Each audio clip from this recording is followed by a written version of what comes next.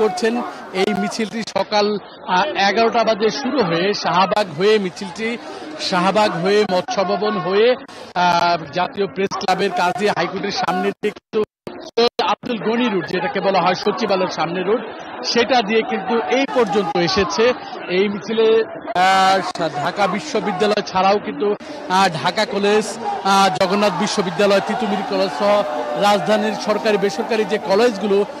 সব কলেজের শিক্ষার্থীরাই কিন্তু এই কোটা বিরোধী বা কোটা সংস্কারের যে আন্দোলন, এখানে কিন্তু তারা যোগ দিয়েছেন। এই যে আজকে যে বড় কর্মসূচি, তারা রাষ্ট্রপতির কাছে একটি দাবি জানাবেন এবং এই আন্দোলনে যারা যোগ দিয়েছেন তাদের অনেকের সাথে কিন্তু আমি কথা বলেছি। তারা বলল যে তাদের যে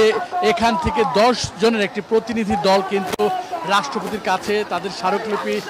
নিয়ে গিয়েছেন এবং তারা এই এখানে অবস্থান, এখানে তারা মিছিল দিয়ে বা স্লোগানে কিন্তু মুখরিত করে রেখেছে এই জিপি অঙ্গন। এখানে নারী পুরুষ অবস্থান করছে এবং তারা দু একজন বলেছেন যে তারা হয়তো একটু আশঙ্কা করেছিলেন তাদের একটু বাধা আসতে পারতে আইন শৃঙ্খলা বাহিনীর পক্ষ থেকে, হয়তো তাদের এই মিছিলটিকে হয়তো শাহবাগ বা মৎস্য ভবন বা অন্য যে কোনো এলাকায় বাধা দিতে পারে। সর্বশেষ এই জিপি এলাকা পর্যন্ত তারা এসেছেন এবং এই মিছিলের কারণে কিন্তু রাজধানী ঢাকার যে প্রাণকেন্দ্র, এখানে থেকে যান চলাচল, গুলিস্তান থেকে যে গাড়ি যায় সেটা কিন্তু বন্ধ রয়েছে এবং এই কোটা সংস্কারের আন্দোলন যে শিক্ষার্থী, তারা কোটা মুক্ত দেশ দেখতে চায়, কোটা তারা প্রত্যাহারের দাবি জানিয়েছে এবং তারা বলতেছে নির্বাহী বিভাগ থেকে তারা একটি সিদ্ধান্ত তারা চান। যদিও সুপ্রিম কোর্ট সর্বোচ্চ আদালত থেকে একটা স্থিতাবস্থা দেয়া হয়েছে, তারপরে তাদের এই আন্দোলন অব্যাহত রয়েছে এবং তারা এখন জিপিইউ ক্রস করে কিন্তু সামনের দিকে স্টেডিয়ামের দিকে হয়ে কিন্তু তারা বঙ্গভবনের দিকে আগাচ্ছে। যদিও আপনাদের বলেছি যে আগে 10 জনের একটি প্রতিনিধি দল তারা গিয়েছেন এবং তারা স্লোগান বা মিছিলে মুখরিত রেখেছে। যখন তারা সচিবালয়ের সামনে ছিলেন, তারা কিন্তু সচিবালয়ের সামনের যে সৈয়দ আব্দুল গনি রোড, সেখানে কিন্তু তারা অবস্থান করেছিলেন। তারা কিছুক্ষণ বসেছিলেন, তারা এবং গান দিয়ে কোটার পক্ষে স্লোগান দিয়ে কিন্তু তারা সচিবালয়ের যে সামনের অঙ্গনটা তারা মুখরিত রেখেছেন। এখন যে দেখতে পাচ্ছেন যে কয়েকশো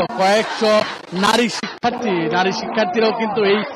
এই পদযাত্রা অংশ নিয়েছেন। এখানে কিন্তু ঢাকা বিশ্ববিদ্যালয়ের পাশাপাশি জগন্নাথ, কবি নজরুল সহ অন্যান্য সরকারি কলেজ বা বেসরকারি বিশ্ববিদ্যালয়ের শিক্ষার্থীরা কিন্তু এই আন্দোলনে এই পদযাত্রা অংশ নিয়েছেন এবং তাদের হাতে জাতীয় পতাকা রয়েছে, তাদের প্লেকার্ড রয়েছে, তারা জাতীয় পতাকা মাথায় বেঁধেছে এবং তারা বলছে তারা সুশৃঙ্খল ভাবে, তারা এই সারিবদ্ধভাবে এই পদযাত্রা নিয়ে রাষ্ট্রপতি বড় কার্যালয় বরাবর তারা যেতে চান। কোনো ধরনের যাতে বিশৃঙ্খলা না হয়, কেউ যাতে কোনো অনুপ্রবেশকারী যাতে কোনো ধরনের বাধা সৃষ্টি না করতে, সেই দিকগুলো কিন্তু তারা নজরদারিতে রাখছেন এবং তারা মিছিল নিয়ে কিন্তু সামনের দিকে তারা আগাচ্ছেন। দর্শক এই যে দেখতে পাচ্ছেন যে এভাবে কিন্তু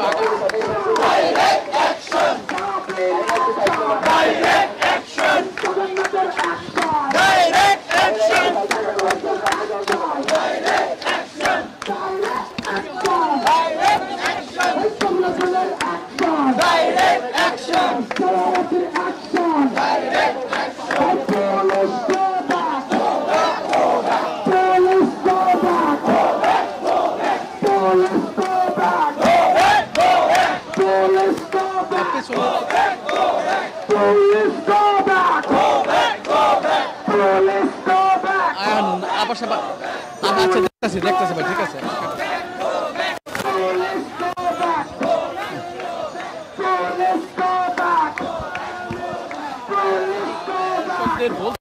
দর্শকদের বলতে যাই এই মিছিল কিন্তু জিপিইউ থেকে সামনের দিকে আগাচ্ছে।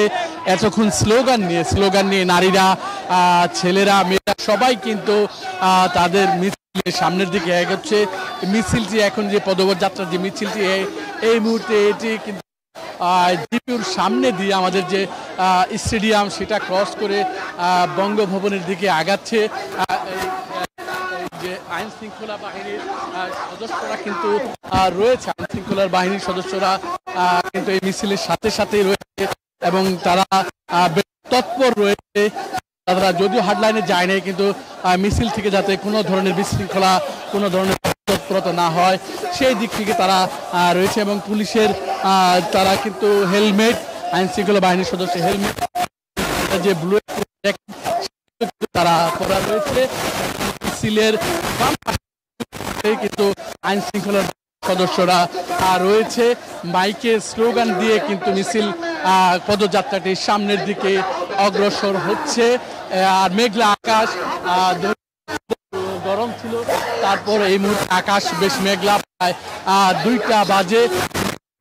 জিপিও ক্রস করে এখন কিন্তু পুরো মিছিল কিন্তু জিপিও ক্রস করে চলে আসছে এখন এই জিপিওর এলাকার যে যান চলাচল সেটা কিন্তু আবার স্বাভাবিক রয়েছে এবং আইন শৃঙ্খলা বাহিনীর সদস্যরা মিছিলের সাথে সাথেই রয়েছে দেখা যাক সামনে আমরা যাচ্ছি উৎসুক জনতার কিন্তু বেশ আগ্রহ এই মিছিল নিয়ে এবং তারা যখন এই মিছিলটি পদযাত্রাটি যেদিক দিয়ে যাচ্ছে দুই পাশের যারা মানুষ দোকানপাট থেকে বা আশেপাশে ফুটপাতে দাঁড়িয়ে তারা কিন্তু এই দেখছে এই পদযাত্রাটি দেখছে এবং স্লোগানে কিন্তু বলা হচ্ছে কোনোভাবে এই পদযাত্রা কমিয়ে রাখা যাবে না এবং তাদের দাবি তারা আদায় না হওয়া পর্যন্ত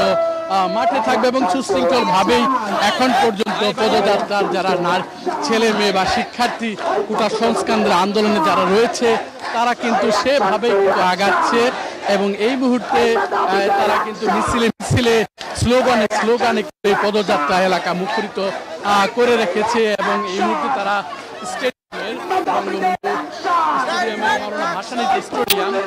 স্টেডিয়ামের